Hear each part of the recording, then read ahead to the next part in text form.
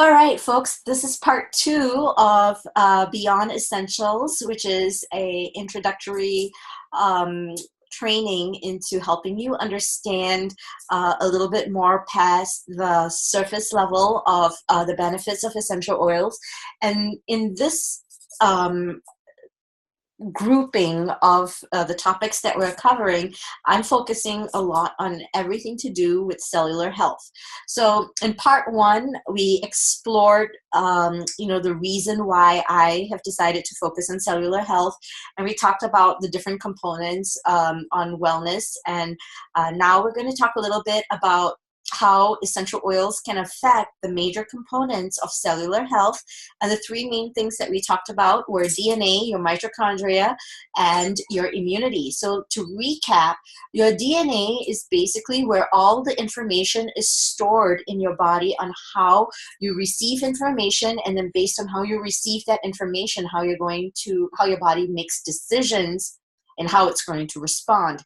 So a lot of that comes from the hypothalamus and your relationship with your DNA versus your hypothalamus, because your hypothalamus basically kind of regulates not just your core body temperatures like the thermostat in your body, and that influences things like your heart rate, your breathing, the hormone production, excretion, and secretion, and it triggers the fight or flight response in your body. So where you look at something and decide whether or not it's a threat is basically your hypothalamus is doing. So the DNA has a very close relationship with your hypothalamus.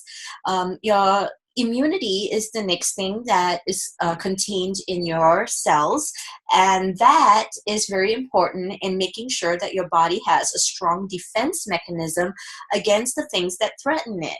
Now, immunity is not just about how your body fights viruses or bacteria and parasites, though that is very important, because the presence of virus and bacteria and parasites can actually compromise various components in your body. It's not just an immunity standpoint.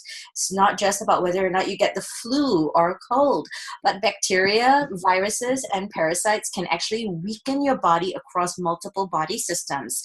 So, and when your body is weakened, it actually functions less effectively. And your immunity is very important in terms of your focus in overall wellness, because even though we have been programmed to think or accept that getting sick as a part and parcel of life, which is true, there are instances where we don't have to accept the cyclical nature of certain conditions or illnesses that we might encounter. For example, for a long time, I felt it was normal for me to get a cold or the flu once or twice a year. I called it my annual Christmas cold or my annual springtime flu, and I just accepted it as part and parcel of the cycle of my year. But the thing is, every time you do get sick, your immunity is compromised. And when your immunity is compromised, when your body is trying to kind of work its way back into a place of health, it is compromising in a few different things. So the things that it would or ordinarily have been doing to support your body systems is now that energy is taken away, and it's focusing now on fighting this new, this threat. Right. And after you have recovered, it is playing catch up in trying to kind of offset some of the workload that it was ignoring, because getting you better and fighting the virus and bacteria was a bigger priority. So over time, if you are prone to constantly getting sick, or you take the annual flu or cold that you've grown to accept as part and parcel of how your life should be, you are actually kind of interrupting the workflow of what your body does in terms of supporting the healthy functions across different body systems. So look at it in terms of your daily routine, your daily chores. If you sweep and mop the floor every day and do dishes every day and do at least one load of laundry every single day, and you fall behind because for 1 week or a week and a half, you have construction workers, or you have some kind of a problem in your home. Say your roof is leaking, and because of the roof leaking, you've not been able to take care of the usual things that you do, like sweeping, mopping, and doing the dishes and the laundry. However, you still continue to eat in your home, you still continue to wear clothes, and you still continue to utilize and create a mess in your home without doing the cleanup and the upkeep. At the end of that week, you're going to have to work double duty overtime to kind of get your house back into shape, right? So your body works the same way every time you get sick. In the process of getting better, aka fixing that leaky roof, that doesn't mean that you've stopped living, you've stopped breathing, that you've stopped digesting your food, or having an inflammatory response in other ways that your body needs to take care of. That still all continues. So in adding the extra stress of having to overcome that virus, that bacteria, or that parasitic condition that you might be facing, you have taken away valuable resources in the general upkeep of your body, or you've added extra stress on top of making sure that you're breathing right and digesting your food right and all of these other chores that your body might be embarking on. Now you've got this added thing, so it can add to the stress levels. And over time, year after year, as you do that, you're getting older and older every year, which means that your body's ability to bounce back from each instance is also getting compromised. So having a strong immunity is very, very important. Do not give up a single moment or a single day to that routine cold or scratchy throat or illness or sniffles or anything, unless you absolutely have to. And you shouldn't actually absolutely have to. But what I'm saying is fight it. Don't make that something that you just say, oh, it's just part and parcel of how we are. So in the last 4 years, I've been with doTERRA for 4 years. I went from having a cold or the flu at least twice a year and my son and my daughter having several instances of the cold and the flu. In fact, before the oils, my son was constantly having some kind of an issue, either a ear infection or a sinus infection, or something was constantly draining in his body. And he was on constant rounds of antibiotics. Well, ever since that, we have made it a point to, as part of our daily routine, to support our immunity, be it through On Guard. And we don't use On Guard, just On Guard every single day, because I believe in a diet, a healthy diet of essential oils. And in the same way I serve my family with a variety of foods, we change up our essential oil usage. And so, as a result, we rarely get sick. Last time my kids got sick, and I use it in quotation marks because for me, they're like on their deathbed. But for any other parent, they're like, what? That's nothing. Because we've become so used to us not getting sick that the 2 days that my kids spent, or my son spent, with an upset stomach and an achy body felt like the end of the world for me, because we were so used to that not being the case. Now, the same virus was going around for other people, and they were down for 2 weeks. We were down for 2 days, which meant that we compromised on our daily function and resilience of our body and what it was supposed to do for 2 days as opposed to 2 weeks.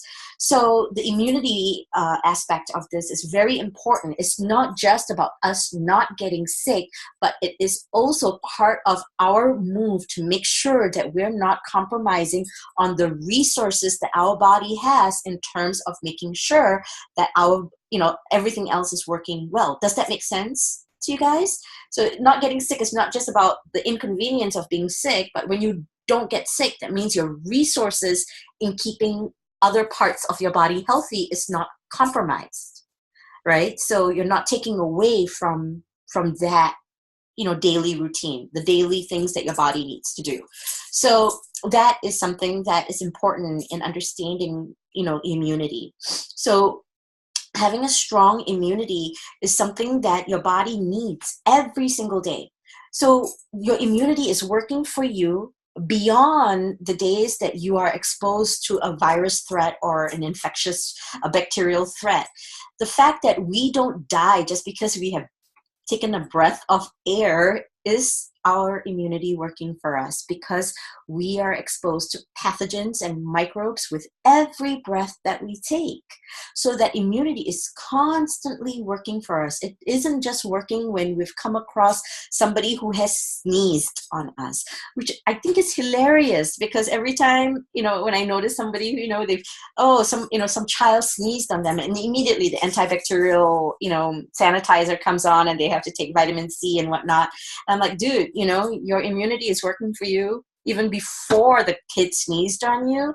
And if your immunity is strong and resilient, it's going to be able to handle, whatever comes your way. So it's our job to make sure that happens, to keep that immunity strong. So your mitochondria is the third thing. Your mitochondria is basically how your body distributes energy in your body. So across all the different body systems. So your mitochondria basically receives information on what your body needs to do and sends out the fuel, sends out the energy. It kind of, and sometimes when your body is not working well, say if there's a DNA malfunction, if your cell membrane isn't working well and it's too clogged, your mitochondria does not know where to send that energy or to say that you need the energy or to absorb the energy.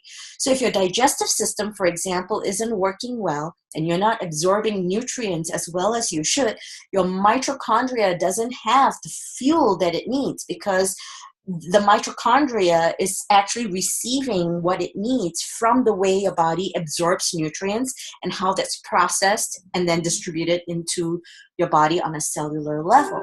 So your mitochondria is actually what is going to help your body recognize that, hey, I've got this project that's due. I need mental clarity.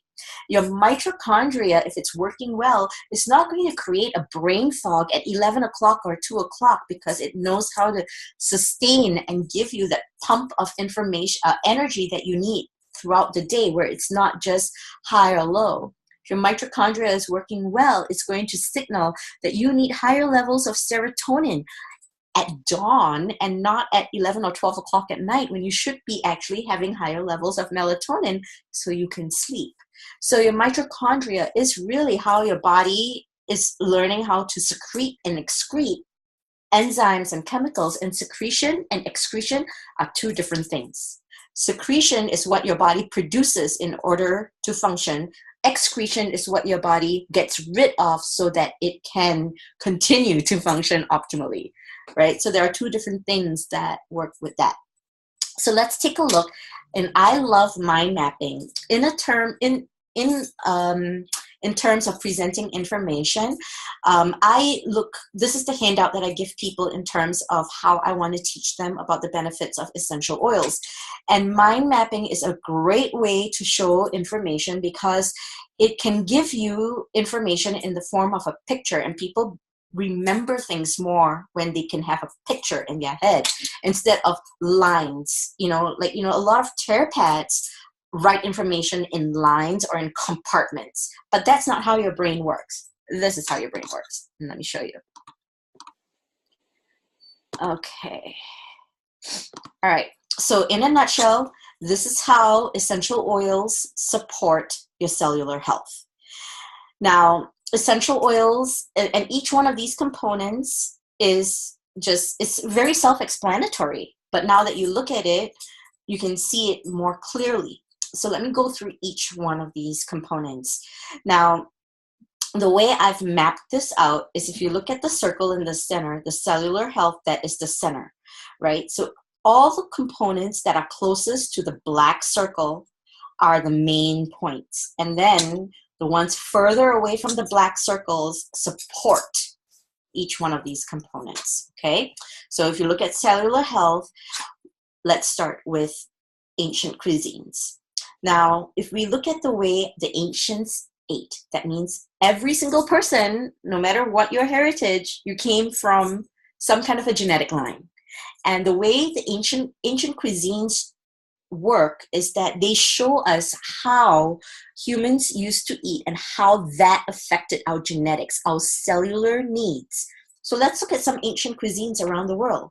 So if we look at, say, Roman, Greek, Mediterranean, Indian, Chinese, Middle Eastern cuisines, they all have a very similar thread.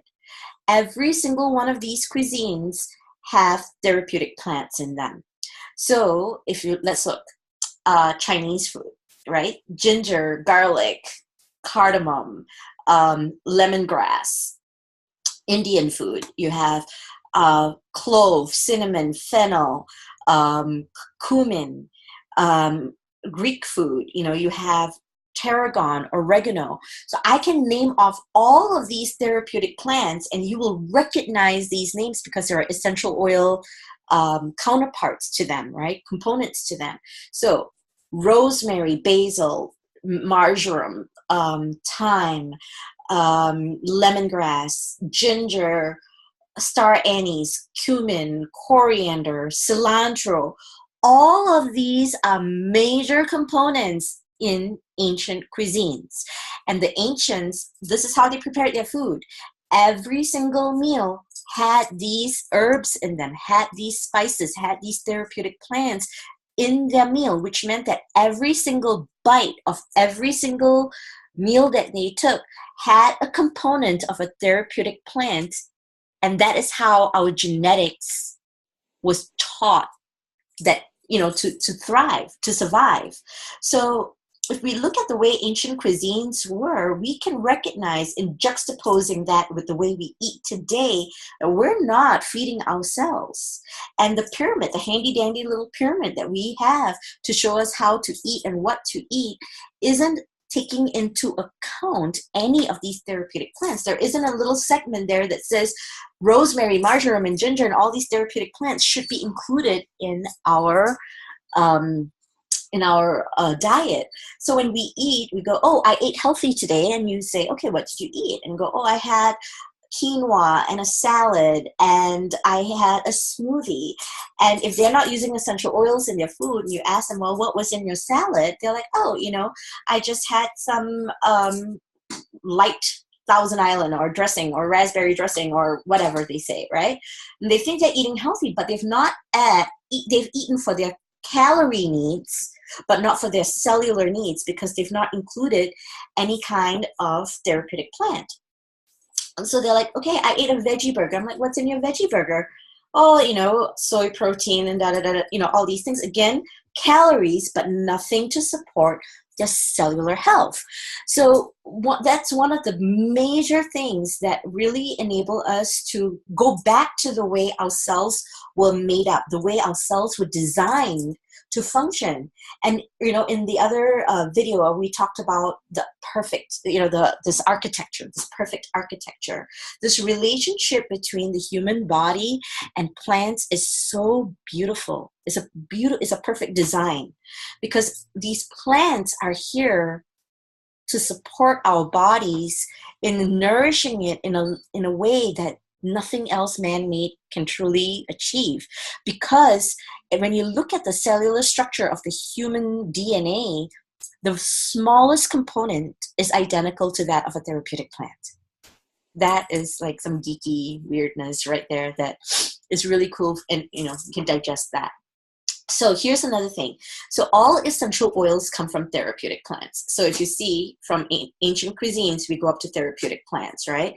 All essential oils come from therapeutic plants. And so we are now kind of tapping into this missing link over generations. We have actually gone through generations where we've gone away from including therapeutic plants as part of our everyday, in every bite, in every meal. So the inclusion of essential oils is reintroducing that idea of therapeutic plants into our bodies. Now, essential oils are more powerful than us consuming just herbs and spices in the form of therapeutic plants. Essential oils are very potent and concentrated. They're free of enzymes, proteins, and fibers from the plant. So that means that instead of us having to consume it and digest it and then process it and get it into our cells, we are getting a very, very powerful dose because it's free from all of these extra fillers. And that powerful, potent concentration in the delivery of these essential oils make it very efficient and effective in today's world, because our needs on a cellular level are a lot higher in some cases, arguably, than the ancients, because we live in a world that's more toxic.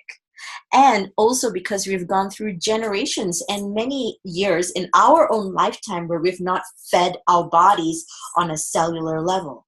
Now, if we reintroduce this into our lives and start as young as possible with our children, we're able to level that playing field for them and the way their DNA is going to influence their future and the futures of their children. Now, essential oils are also an antioxidant powerhouse. So not only are we getting a very potent concentration of the benefits of these therapeutic plants, which is what our DNA was programmed to need, we are now getting very high levels of antioxidants, which is very useful because essential oils are considered one of the most powerful antioxidants available to us on this planet right now. So to use some examples, the ORAC scale helps measure the antioxidative value of food. That's ORAC. So you can Google ORAC and avocado and it will spit out a number. Or you can Google ORAC and carrots and it'll shoot out a different number. And this number actually gives the antioxidative value of any given food. So if you were to look at carrots, for example, the antioxidative value of carrots is 2,500. Blueberries, 100 grams of blueberries versus 100 grams of carrots, blueberries will give you 2,500 in terms of the ORAC scale. 100 grams of clove essential oil will give you 1,000,026 in terms of the ORAC scale. Now, here is a very important point. Okay, 100 grams of clove oil is 30 milliliters of clove oil. Do not, under any circumstances, pour 30 ml of clove oil on yourself. You don't need 1,000,026 hits of ORAC or antioxidants in your body. That's not the point I'm trying to make. The point I'm trying to make is the efficiency and the effectiveness that you have. Now, here's another very important point. The ORAC measurement of the food, any food, belongs to the food, not to you, right? This is very important, so pay attention. So if you say, oh, I'm eating carrots, and the ORAC scale for carrots is 250, that belongs to the carrot. It doesn't belong to you. Just because you eat it doesn't mean that now you have 250 hits of antioxidants through the ORAC scale. What that means is that the carrot has it. Now, dependent on how well your digestive system works and how well you're able to absorb it, then there's a different number that you actually absorb. Okay, does that make sense? Right? So here comes the really cool part about essential oils. Because essential oils are lipid in structure, that means that the cellular structure of the essential oil is identical to the human cell, which means that the absorption of the essential oils, antioxidative value, and any other benefit that you get is going to be effortless, and your body has the potential to absorb 100% if it needs it. So when I say that clove essential oil, 100 grams of clove essential oil, which is 30 milliliters, has 1,000,026 hits of antioxidants over the course of time through reasonable usage, you have the potential to now absorb 100% of that. So let's do some math. All right. So say a bag of carrots costs about $2 or $3 for 250 hits that you may or may not absorb, all of, which you won't. You'll only absorb a percentage of it. So 280 pints of blueberries is the same as you can, administering 30 milliliters of blueberries. In the same way that you wouldn't use 30 milliliters of clove oil immediately you are not going to eat 280 pints of blueberries, right? I hope so. But but if you look at it from a cost standpoint, at about $6 a pint, 280 pints of blueberries is going to cost you a lot of money, and you're not going to absorb all of it. However, for $28, you can get 2 bottles of clove oil, and over time, you're going to be able to absorb potentially all of that antioxidative benefit, because essential oils are lipid, which means it can actually be absorbed into your body on a cellular level. All right. So that is very, very important. Now, the antioxidant needs that we have today is very important. We already talked a little bit about that. The free radical damage that we're exposed to on a daily basis is much higher than what our bodies have been programmed to be able to handle. On a DNA level, we have not evolved to be able to process plastic or petroleum or GMOs or microwaves or radio waves. Our bodies cannot handle that. And so the higher levels of antioxidants are important for us to level the playing field in terms of being able to handle what kind of assaults we are facing on a day-to-day basis that compromises on our cellular health. Now, another very important thing about essential oils is that it is multifaceted. Now, we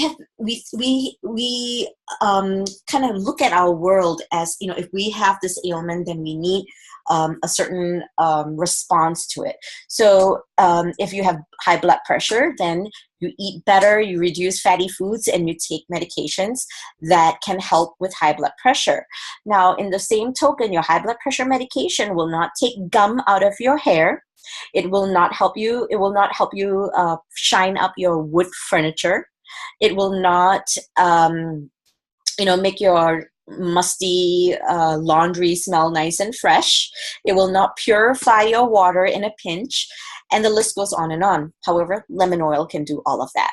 Lemon oil can regulate your blood pressure, and it can, make some great, lemon desserts. You can add it to your yogurt. You can clean your furniture with it, and you can get gum out of your hair, and you can get grease out of your pans. But your high blood pressure medication can't do that. So essential oils are a very sustainable way of living, because your purchase of a $10 bottle of lemon oil, for example, can have literally 100 different uses. And I have a list of 100 different ways that you can use lemon oil. And one of the best ways is that it actually helps clear your arteries, and it can help with cellulite. So who doesn't want that, right? And it actually also helps hair growth. So, that's a wonderful thing with essential oils. You're actually going to be able to utilize your funds in a more efficient way. And the essential oils don't actually have to live in your medicine cabinet. And now you can be freed of living in a way where you have to purchase different things for different uses. Now, essential oils also bring about homeostasis, and homeostasis is something that a lot of us struggle with, because there's a fine balance in the way that your body can handle stress and remove toxins. So let's take a look at homeostasis and why that is important. Now, I want you to take a minute to think about all diseases and illnesses, and let's have a discussion. Let's pause for a second and let's have a discussion on what are some of the primary things that you can identify as the reasons as to why you might have a disease or an illness. I'm going to unmute you guys. So Kay, let me start with you. What are some of the things that you can identify as reasons why why you get sick? Probably, like you said, stress, I'm sure, is a major factor. Stress, absolutely. That's one. Amber, can you have anything for me? Is your audio working yet? No. So you want to text it? You want to kind of print it out? You can't write on it. I'll get you a piece of paper you can write. And let me see. Kanithia, if you're still at work, I understand, but if you want to give me an answer, that would be great. Jennifer, what are some of there's just 2 things that actually contributes to all disease and illness, and stress is one of them. What's the other one? What do you guys think? Digestion or the gut? Okay, digestion of the gut, that is what caused, it's a body system, right? But so stress of the digestive system. So, it's like an equation. No. Stress plus Okay. what? So I'll help you guys out. Let me flip the question the other way around. Can you think of any disease or illness or condition that isn't caused by stress or toxins? So the equation is stress plus toxin equals inflammation, right? So that's the equation. Inflammation is where your body cannot handle, where there's a high level of stress and a high level of toxins that your body cannot get rid of on its own. So Amber, you said hormone imbalance and gut bacteria imbalance are big ones. So stress, so toxins and inflammation. So that's right. So stress plus toxins equals inflammation. So hormone imbalance and gut bacteria imbalance, that is the toxin part of it, right?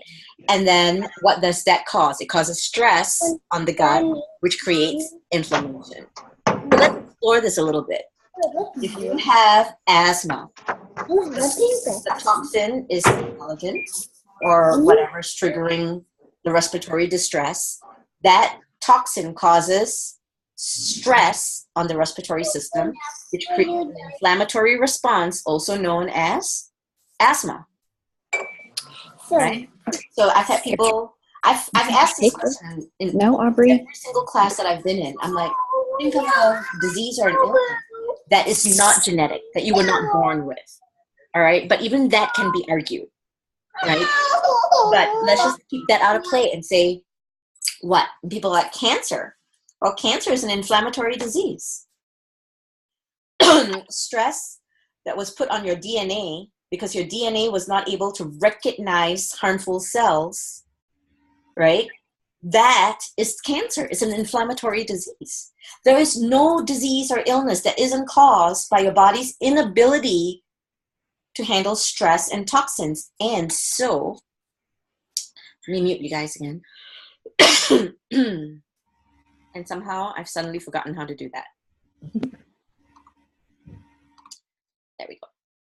Okay, so share screen. Okay, so if you look at it, homeostasis is basically your body's ability to handle stress and toxins and thus reduce inflammatory response.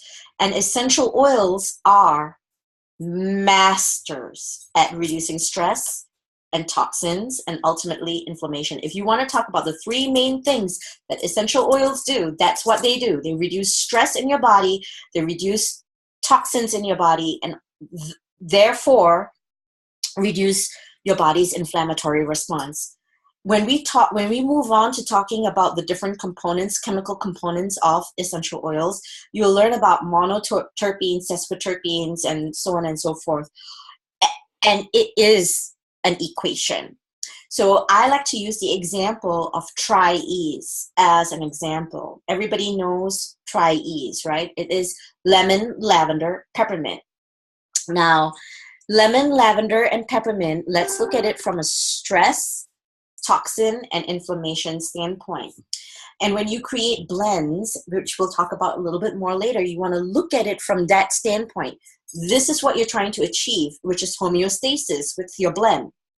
So some of the components that need to be included is reducing stress. It's causing this outcome, reducing the toxins that's influencing this outcome, and then overall reducing the inflammatory response that is associated with this outcome, right? So using Tri-Ease as an example, because it's the easiest, right? You've got lemon, lavender, peppermint. Lemon reduces what? Toxins. Lavender reduces what? Stress. Peppermint addresses what? The inflammatory response.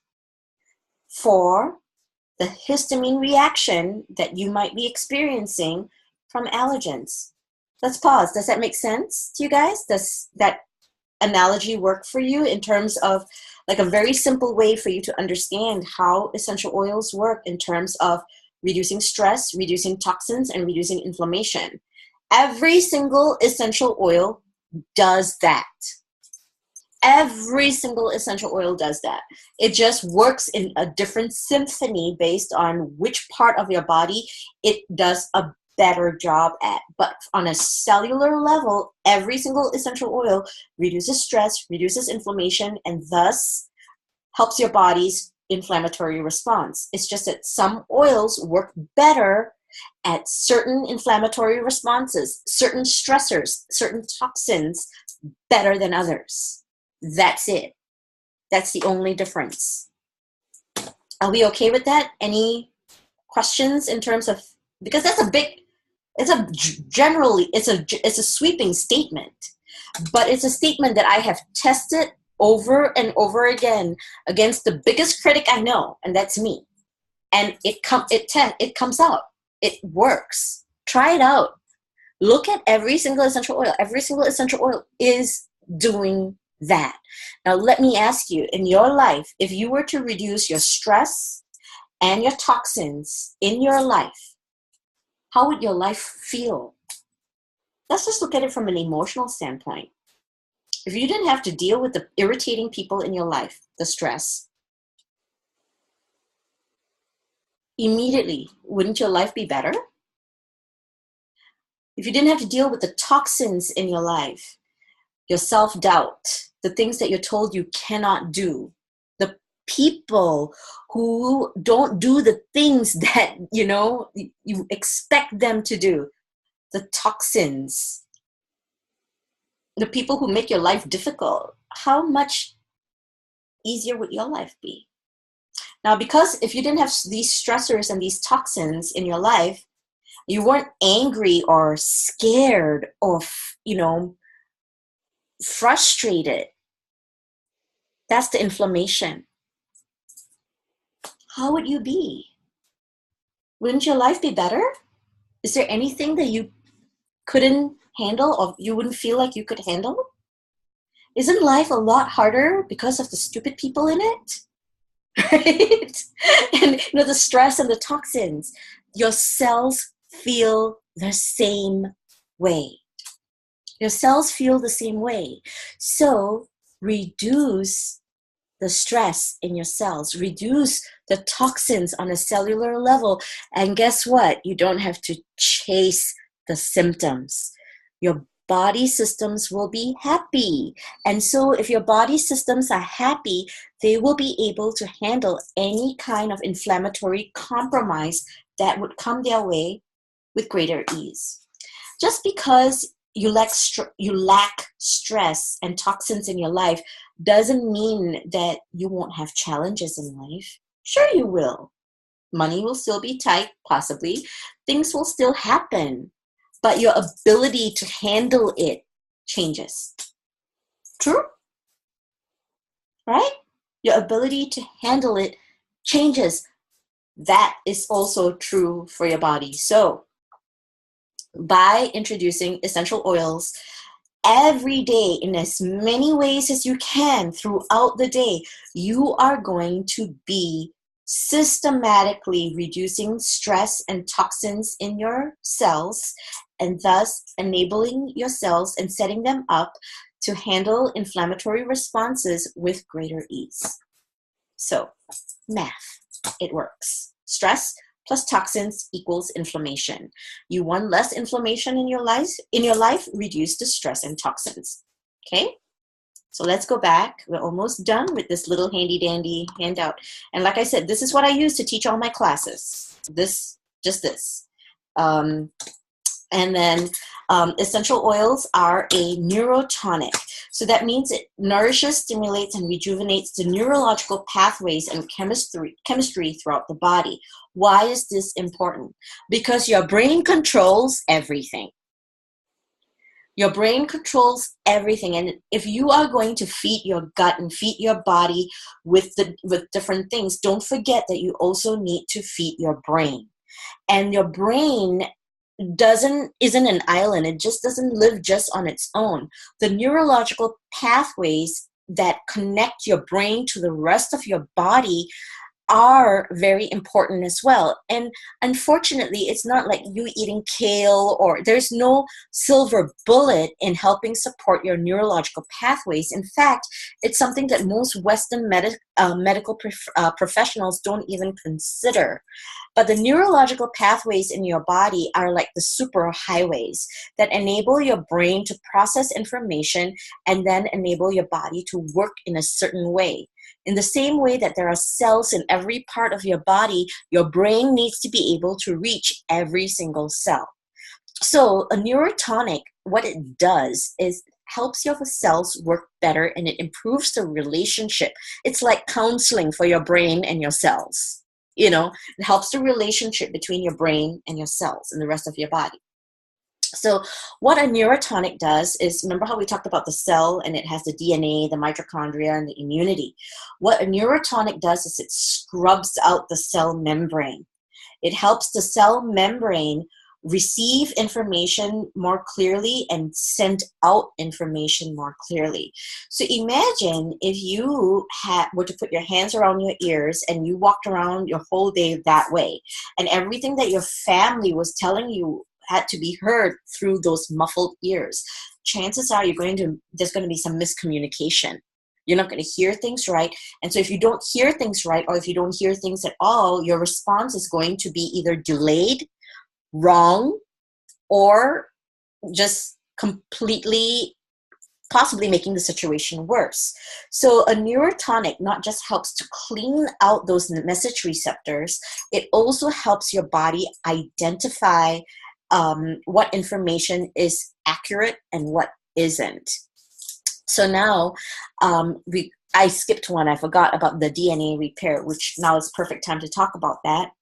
Now, cellular apoptosis is something that's very important. And as we get older, because of degeneration and because of free radical damage, our body's ability to repair our cells through cellular apoptosis becomes compromised. And what cellular apoptosis in a nutshell is actually our body's ability to recognize faulty information on a DNA level. So here's an example. If we've heard this common notion that everybody is exposed to cancer cells. We all have cancer in our body, and whether or not it grows into a tumor is all determined on whether or not your body is able to recognize that cell as cancerous and then eliminate it. That is cellular apoptosis. So let's just imagine that you have a piece of paper, and this is how you want your paper to look, right? This is how it's supposed to look. This is the perfect design.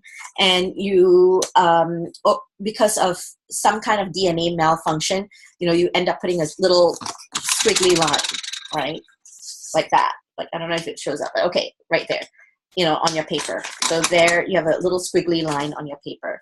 And that squiggly line was actually a mistake. You're just testing your highlighter out. And now your cells are very efficient. They don't like to do a lot of work. So instead of taking all this information and recreating it on the next cell, what it does is it takes a photocopy. So now you have two cells that look like this. That highlighter squiggle isn't supposed to be there. Now with cellular apoptosis, your cell is able to recognize that highlighter image isn't supposed to be there, and it will do one of a few things. It will either erase it and then make the photocopy so that squiggly line isn't there, or it will completely destroy the cell, throw it away, and say, this is a faulty cell, go away. Now, over time, if you have enough cells with this squiggly line over there, what's going to happen is a tumor is formed, because your body didn't recognize that this squiggly line isn't supposed to be there, that this is a faulty cell, and so it accumulates, and it manifests into something that is faulty in the way your DNA works. So cellular apoptosis is very, very important. It is how your body is able to recognize what is right and what is wrong. Another way that I look at it is that when your body has an inflammatory response, like in autoimmune diseases and illnesses, it's basically as if your cells are colorblind. And because your cells are colorblind, it cannot tell if it's red team or blue team. So it looks at cells and goes, I don't know which is the home team. And so I'm just going to attack all of these cells. So when cellular apoptosis is functioning well, even though your body your cells might be colorblind, it can give it certain markers, and it can say, it's able to recognize and go, all right, my home team actually has darker shorts. And even though I'm colorblind, I can tell that the shorts are a little bit darker. It might take a little bit of time, but it's not going to attack all the cells. So cellular apoptosis works both ways. One, in destroying faulty cells, and the second, in helping your body recognize and find ways to identify healthy cells. So that's very, very important. Is everybody clear on cellular apoptosis? Okay, yes. How about you, Jennifer? Yes. Amber? We good? All right. Cool. If you have any questions, please feel free to interrupt me and ask me in terms of like typing out your questions, all right? Okay, so let's move on. The last point is healthy body functions. When we began, we talked about how there are different things that make up a healthy body, right? Strong respiratory system, powerful circulatory system, resilient immunity, good digestive system. Your emotional health and your stress levels are all, so you can go on and on. You can write pages and pages and pages about what it means to have healthy body functions. But if your cells are strengthened and supported, these cells are now going to be a part of an organization called your body, which means it's going to be supporting healthy body functions throughout your entire body. So it took me, about 45 minutes, and I went more in depth, right, than you need to. But can you see how possibly in like 15 or 20 minutes, you can use this handout and touch very, very quickly on the main benefits of how essential oils can support your body on a cellular level? I went deeper than you need to because I want you to understand it very, very deeply. But you can very quickly go through this. Do you feel confident that you can? And does this make sense to you? And if you were to walk into a class that talked about cellular health and you presented information about essential oils in this way, is there room for argument really about why it's not needed or doubt? Because we've started from the very first thing, the thing that you cannot argue, and that is that we're not eating the way our bodies were designed to. We're not eating the way our ancestors ate. And then we introduce the idea of the therapeutic plants supporting that. And then why it is advantageous, efficient, and cost-effective for you to be using essential oils because of the way your body absorbs it, how little you need, and the fact that it doesn't matter how strong your digestive system is or how well your body is working, because the oils and because of their lipid function are now, being absorbed into your body effortlessly. And what that addresses is the level of stress and toxins in your body, which will result in the reduction of inflammation. And inflammation is the cause of all disease and illnesses. So does that make sense to you and how this kind of webs out for you?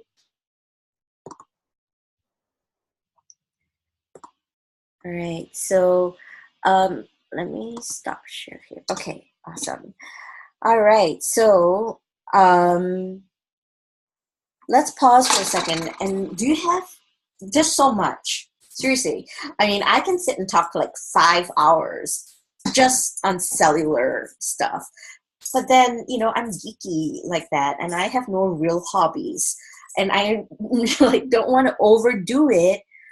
But so I picked little nuances and broke down a topic that's very involved and very, in depth, and tried to make it easily understandable for you, so that it's not something that you need to remember. It now becomes something you know. And I want to know if I achieved that with you. If you didn't take notes and you didn't have anything, but you just looked at the image that I showed you, is that enough for you to understand the importance of cellular health and how essential oils support that? Okay, let me see. So can we maybe just, have a little conversation? Let me I start don't know. with Kay. And Amber, you can start typing too, and Kenethia as well. But Kay, tell me, so this is the end of our, major section in this training. Tell me what you think so far. What are, your thought processes? It doesn't matter if you're new to oils, but from this point on, how do you see, your quest for wellness? I guess I'm just wondering where to start with the oils, because there are so many of them. Well, there's no wrong place to start. When I started with the oils, I was broke. And, if you take nothing away from this class, remember this one thing that I told you. Every single oil supports your cell. It doesn't matter which one you have. It's just that some oils work faster than others in certain things. So I cut my finger really badly last year. Like, part of my finger was actually, I threw away part of my finger. All right, let's just put it that way. That's what that was. And I didn't. You want to sit with me? This one. I can't remember which finger it is. You can't have that. It's water and ice. But it was, it flowed perfectly. And the oils. Now, what would have been great is prism, but I ran out, in between. So I used other oils. And in the end, it ended up healing it anyway. There are some oils that work faster than others. But at the end of the day, if you don't worry about the symptoms, but you're looking at supporting your body on a cellular level, you're reducing stress, you're reducing toxins, and every single oil does that. Does that make sense, Kay? Yes. Now, is it good for you to have a variety? Yes. Yes. But over time. When I started with the Family Physicians Kit, and for many months, I could barely keep up with just replenishing the Family Physicians Kit. My budget didn't allow me to get anything more than that. But I used the Family Physicians Kit, and I used it in different combinations, and I used it in different ways over and over again. And I got to where I needed to be. In the same way that if you cannot afford to replace everything in your pantry to healthier options or organic, but you start with two things. If you start with just eggs, right? And you say, okay, I'm going to just eat and buy organic eggs. And that is your goal. Now, every time you eat eggs now, there's no, you're improving the quality of that dietary choice that you've made. And you're supporting your body in that way. And then over time, as you can, you start replacing other things in your life. But for me, in my experience, just me switching to eggs, switching the eggs in my diet, that had a profound effect for me. Like, I noticed that I was getting full with 2 eggs as opposed to being hungry after eating two eggs that were not of great quality. I noticed that I didn't have, my daughter didn't have as much of a stomach upset. There were little things that happened immediately. So you will see responses immediately now. Over time, we're able to make bigger changes in our lives, but you got to start somewhere. And it's better for you to start somewhere than to not start because you don't know where to start. It's okay.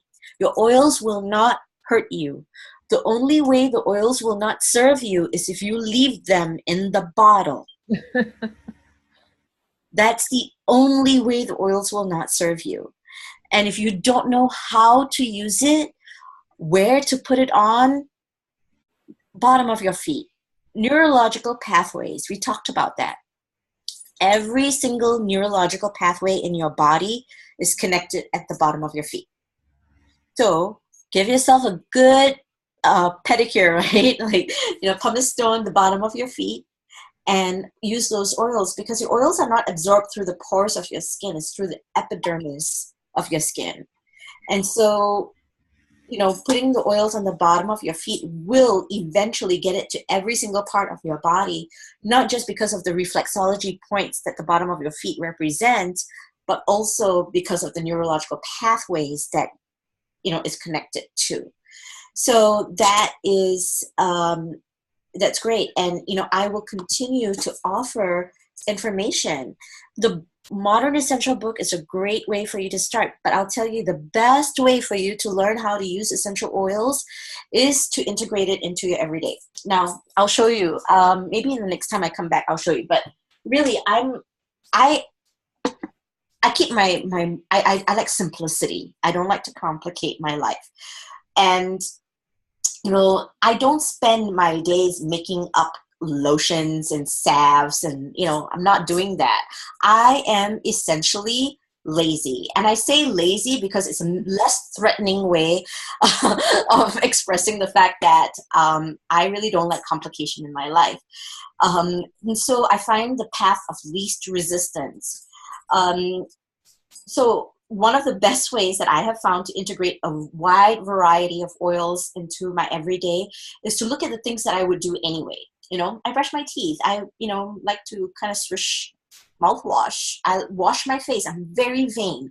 My skin is really important to me. So 90% of my oils go on my face. And I don't do anything else. I just put oils on my face. Seriously, that's what I did today. I put oils on my face. You saw my hair was still wet. It was my face had a little bit of a glossy sheen to it because it was doused with oils. And then over the course of 2 hours that you've spent with me, you kind of saw it kind of matte into my face. And this is it. I've not done anything different. But, that's what I do. And in terms of getting a wide variety of oils onto myself, I use moisturizer. That's one of the things that I will do. I am also kind of lazy in the fact that the thought of putting moisturizer over my face seems like a lot of work. So sometimes I make it into a spray. I spray it on my body. But when I need to use a lot of oils and I'm at a place in my life or, in my cycle that I'm like, oh, I need to introduce as many oils as I can.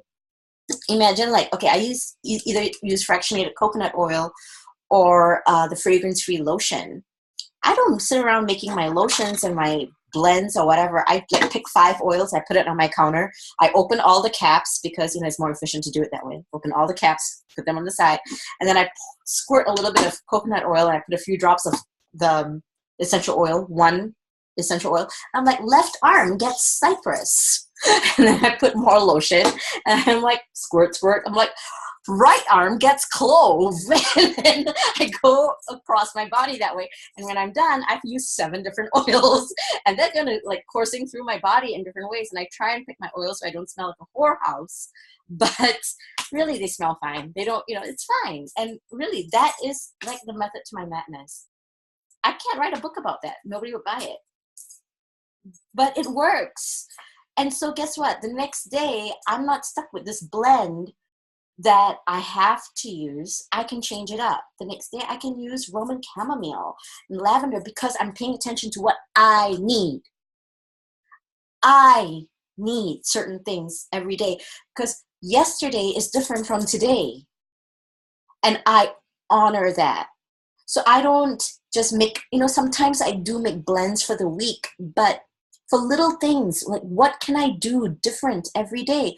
Really, left arm feels like it needs clove for no rhyme or reason. I'm just saying that because you know what? It doesn't matter what you put on your left arm versus your right arm. It's still going throughout your entire body, right? It's just an easy way for me to mix things up. Find what works for you. For some people, they need the blend. Use the blend.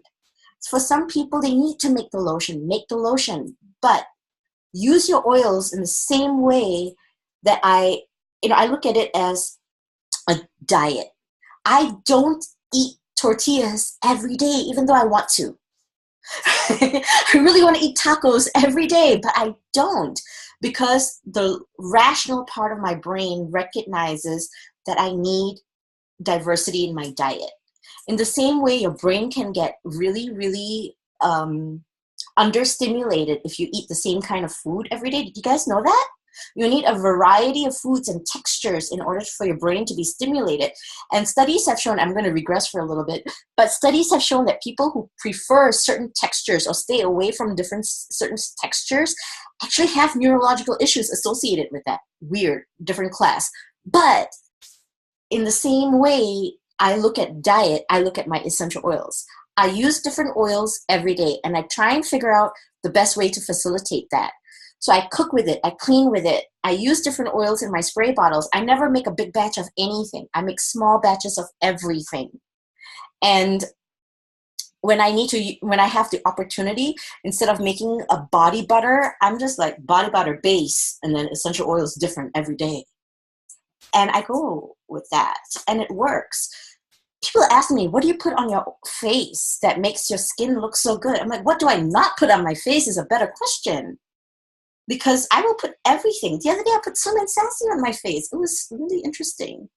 And I will do it again because it didn't hurt. It was fine. So I just use small amounts of it in every day. So be not afraid. One of the theories in life is that, if you're afraid, do it afraid, right? If you're unsure, do it unsure.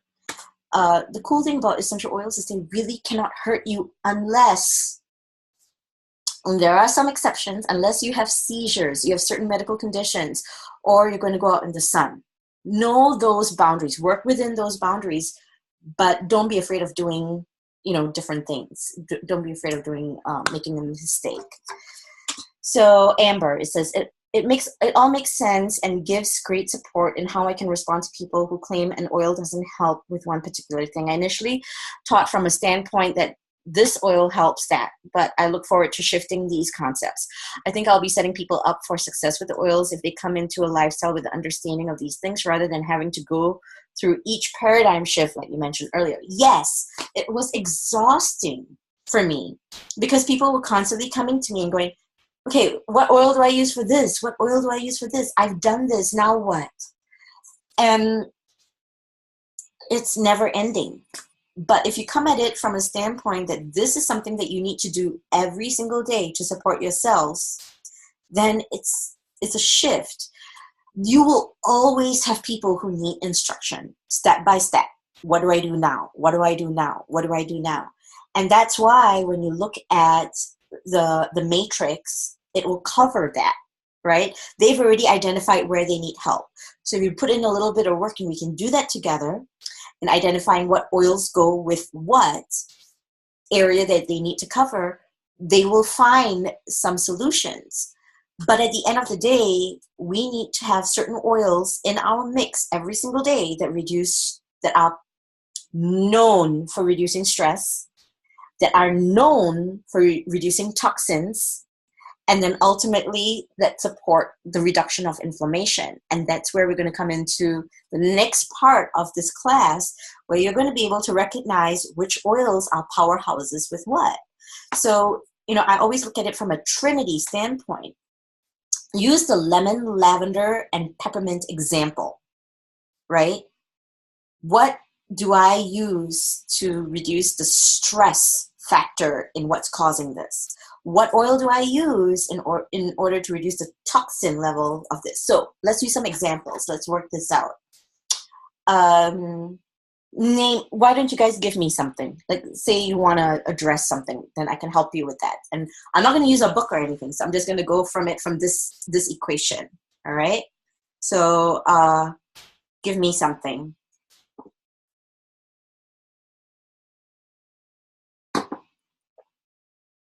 Amber, are you typing? You typing? Trying to. I can read lips. Okay, headaches. All right, so of course, headaches. Interesting, because there are different triggers for headaches, right? Some people, headache, identify what is the stress? Are they getting a headache because of something they ate? Are they getting a headache because of stress? Do they have a headache because of muscle tension? Do they have a headache because of, what are some other triggers? Hormones, right? So you can have menstrual headache, food headache, light headache, allergen-related headache, stress-related headache. So what is the stress? Say it's digestive. Crazy. Digestion for the toxin, right? And then for, because we need to clear that stomach out, or endocrine. If you don't want to use a blend, then peppermint, clove, lemongrass. And here's why. So peppermint is good for that, inflammatory response. And it's also good in identifying the stress that might be from the digestive aspect of the headache.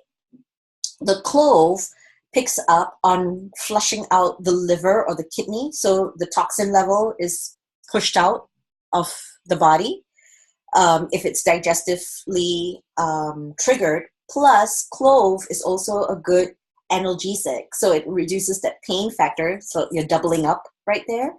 And the clove is also a powerful anti-inflammatory, because we talked about it, right? Clove is the most powerful antioxidant. Anytime you don't know what oil to put in this equation of stress, toxins, inflammation, know that clove is a sure bet somewhere, because it's such a powerful antioxidant, right? So you can just move it around and figure out where it is you want it to go. So if you wanted it to go in the stress factor, it will work. If you want to use clove in the inflammatory response factor, it will work because it's a powerful antioxidant. If you want to use it for the toxin factor, it will work because part of your body's inability to remove toxins comes from its inability to take care of that free radical damage, right? So clove works really well. So let's just say we put clove in to that as a anti-inflammatory right there. So stress from digestive, we can put peppermint, or you can put cardamom, fennel, but I like digestin. If you have access to digestin, use that or zendocrine. And then for the stress that it's causing on the digestive system, when your digestive system is under stress, what happens? The chemical exchange in your digestive system is affecting the endocrine system, which is your liver, right? So to support that, you can use oils that support that exchange, that secretion. So vetiver. So if it's a digestive issue, you can use myrrh, vetiver, you can use digestin, and clove. Another one, if you want to use just single oils, let's look at it from say you don't have blends. You want to look at it from a single oil standpoint. We know clove is there. The next one would be lemongrass. Lemongrass is another one that really helps flush out toxins from your digestive system. It also supports your body's excretion of toxins through urination. So lemongrass is another one. And marjoram will help with the stress factor in your digestive system.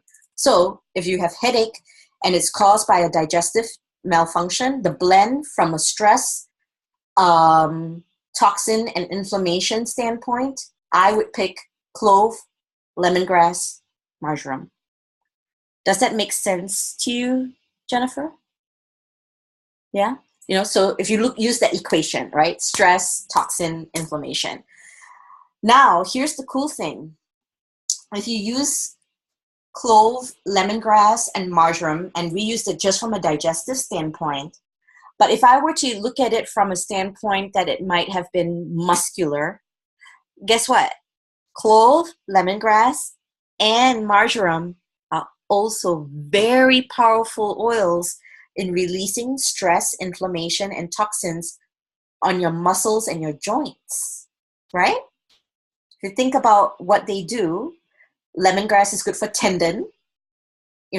So like if you have tight muscles, clove is an anti-inflammatory, so it's going to help your body release that lactic acid accumulation for the tight muscles, and marjoram helps your muscles relax.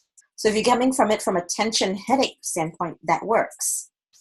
If you're looking at it from a hormonal standpoint, say it's menstrual headache, clove helps to thin the blood, so it gets rid of some of the pressure and the stress that might be caused by that that liver malfunction or the liver being out of balance and the blood circulation issue that's causing discomfort in your body.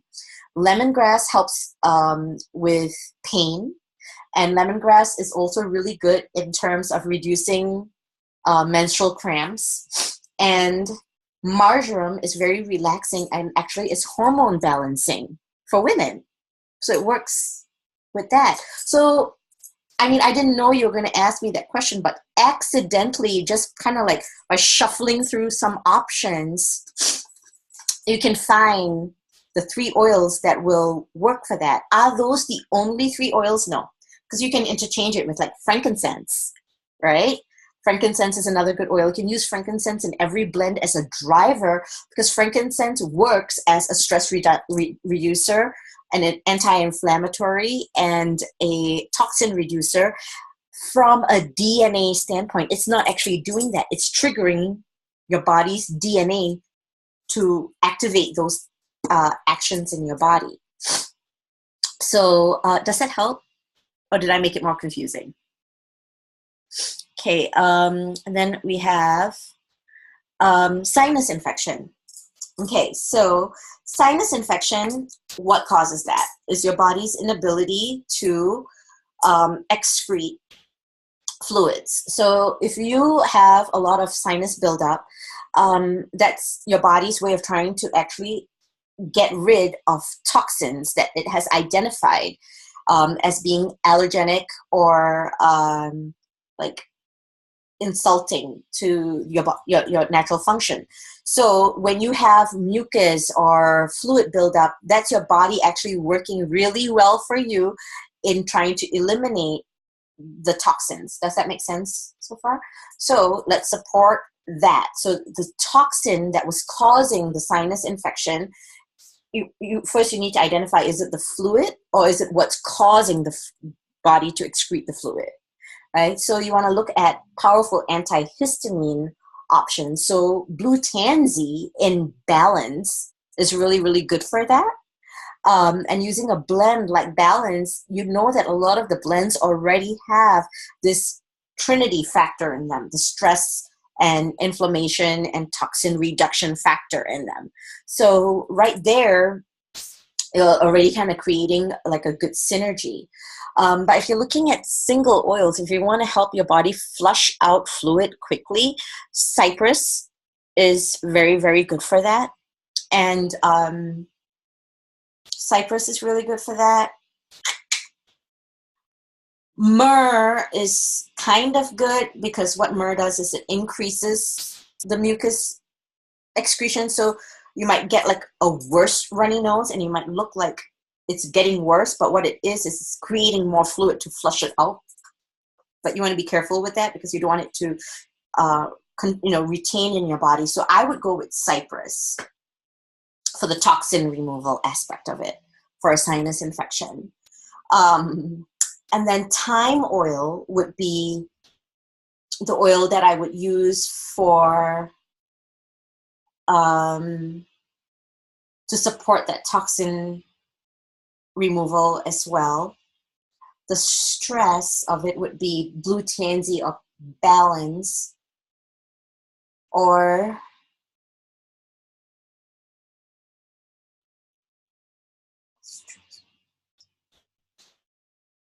eucalyptus would be another one I would use, because eucalyptus helps to soothe a stressed respiratory system or breathe.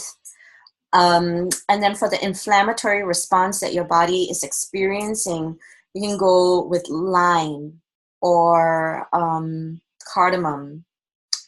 So if we were to flip it around a little bit and play with that, I say for a sinus infection, you can try cypress, lime, and either balance or clove would be, good ones for you to try. You can, play around with it a little bit more, because, you want to also, frequency is important. When you're just supporting your body and your body is fine and just kind of maintaining and keeping your cells healthy, you can just use a little bit of oil, once or twice a day. But if you're looking at a crisis situation in terms of like a bladder infection or a sinus infection, you want to hit that over and over again, because whatever it is your body is fighting is trying to beat you. So it's alive. Consider it something that's alive, that's going to try to survive. And so it is actually feeding off your immunity. It's feeding off your resources in order to get strong. So you have to hit it over and over again. So every 20 minutes is how often you need to apply those oils when you are fighting some kind of an insult. And some of the precautions you want to use is to not use the same oil in the same place. So switch it around. Put some on the bottom of your feet once. Put some, behind your ears another time, along your spine, on your on your stomach another time, across the bridge of your nose the next time. So you're not creating a skin sensitivity that way. And then you want to kind of rotate your oil usage. So if you have a sinus infection, using the same oils over and over again may or may not help, but it will work more efficiently if you have a combination of different oils that you are using in rotation. Does that help? Does that kind of help you figure out like the stress, toxin, inflammation standpoint? Okay.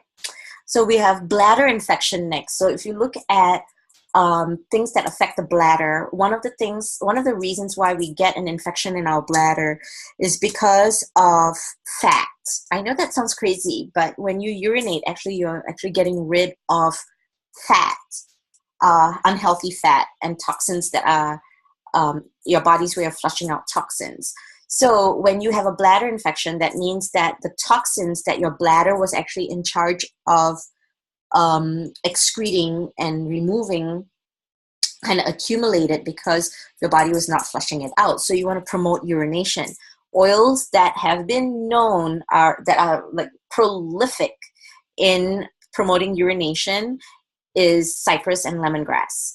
So when you have an infection, you're looking at it like there's a bacterial infection or a viral infection. So you want to make sure that in addition to that stress, inflammation, and toxin aspect of it, that you're also supporting your immune function. So, you have the usual, like, oregano or oregano powered On Guard or On Guard Plus, and that's a given, that's a plus. But now you support that by promoting urination in the form of cypress, and then coriander also helps your body break down that the fat that stores toxins, and that usually ends up in like a lot of organs, especially during a time infection, because that's where it hides. So I would go with cypress and coriander.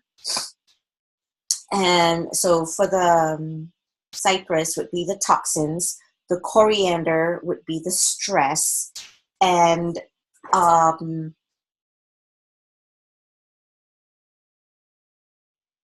lemongrass for the inflammation, which is another really good oil to support your bladder, because it promotes urination while you're using On Guard. Does that help?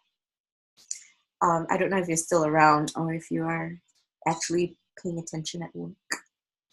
But anybody else have any other questions on like what, to kind of just exercise your brain in terms of the stress, toxin, and inflammation? And of course, I'm giving you like one oil answers, and it doesn't need to be that way. It's just for me to help illustrate, the point of like, okay, if I look at it from a stress, toxin, inflammation, how can I put this together for myself?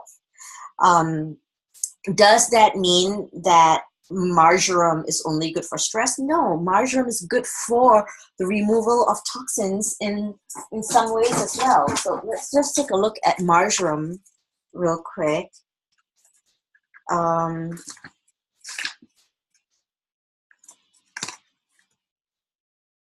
Let's just see here. Okay, so marjoram, it says it's good for arthritis, bone spurs, carpal tunnel syndrome, cartilage injury, colic, constipation, cramps, Charlie horse's croup. It's an exfoliant. It's good for high blood pressure, muscle aches, muscle fatigue, muscle spasm, muscle tone, muscular dystrophy, neuralgia, osteoarthritis, pancreatitis, Parkinson's disease, physical stress, rheumatoid arthritis, sprains, stiffness, tendonitis, tension, and whiplash. And a lot of it is muscular, right? But then out of the blue, why colic? Like, doesn't that seem kind of weird? Like, everything, a lot of it is muscular, bone, and then boom, somewhere along the line, you see a few things that have to do with digestive system, like colic, constipation, and then all of a sudden you see croup. How is that even connected? Because the marjoram in some instances is the leader in the anti-inflammatory, or the leader in the anti-toxin, or the leader in the anti-stress, but plays a smaller role interchangeably. Did that sentence make sense to you guys? Right?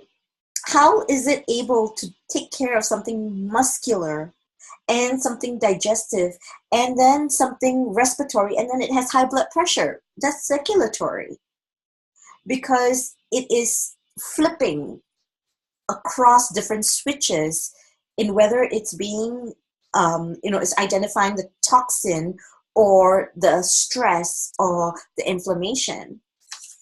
So hypothetically, if you were to use marjoram as part of your weekly routine, it doesn't even need to be your daily routine. You use marjoram, as I do, in like my lotion in some part of my body, right? I am supporting my circulation, my muscle, all different parts of my muscular needs, my joint needs, and my blood pressure and my digestive system. To what extent? It's not just an anti-stressor, because marjoram is really good to help you sleep too. It depends on what your body needs. So it's not the oil that is in control of what your body needs. It's your cells that are pulling the reminder of what it's supposed to do. Here's a very important fact. The oils are not doing the work for you. The oils are reminding your body and cheering your cells on in reminding your cells that they know what to do. In the same way that we are moms, we put on different hats depending on what our kids need from us. That doesn't mean we're a seamstress, but when something needs to be sewn, we sew it, right? So we put on different hats, and the oils do the same thing. We cannot live our children's lives for them, but we can guide them and tell them how to live. We teach our children to keep their rooms clean because we're trying to instill that level of cleanliness in them. At the end of the day, they learn from us. That's what the oils do. The oils remind our cells that they know what they need, that they know what to do in terms of reducing inflammation and stress and toxins. Does that make sense? Yeah? Okay. Okay. Any other books that would help with learning of the use of each oil? Good question. I don't know. I don't. I have a ton of books about essential oils, but at the end of the day, I find that the modern essential book is enough. And then I spend a lot of time understanding how my body works. And then I use the oils based on what the book tells me and what I know I need. And sometimes I don't even look at the book. I just basically pick out different oils and use it. I can take a picture and show you some of the books that I have, but I think at the end of the day, the Modern Essential book is a really good resource. How about the rest of you? Can you help Kay other books that you find useful? I mean, I've been very successful with just the Modern Essential book. Are there any other books that you guys use? I think there's another one, like Essential Life book. Yeah, that's one. I don't even use it. I just think it's pretty and I keep giving mine away. But you know, in the back of the Modern Essential book, I think the most valuable thing is the back of the book, where you'll find the appendix. It's Appendix A and Appendix B, and it's come to a point where I don't even have the big Modern Essential book. I just use the little one. So this is the book I use, the tiny one. I don't even buy the big book. But in the back here, you'll see that it has, you know, the Appendix A and Appendix B, and it tells you one appendix is the body systems chart, and it tells you what oils support, say, your respiratory system versus your circulatory system. And then Appendix B, which is this thing right here, tells you what oils have powerful antibacterial versus antiviral properties. And all oils have components of these factors, but it's just that some oils are better than others. So these really, this tiny little thing that fits in my purse is what I use. Yes, the emotions book is another must for me. I use the emotions book. Thank you. I find that to be a very powerful tool. Kay, do you have the emotions book? I'll show it to you guys when we come back. But I think it's time for another break. It is 1:50 Central Time. So let's come back at 2:15, and we'll continue from there. All right?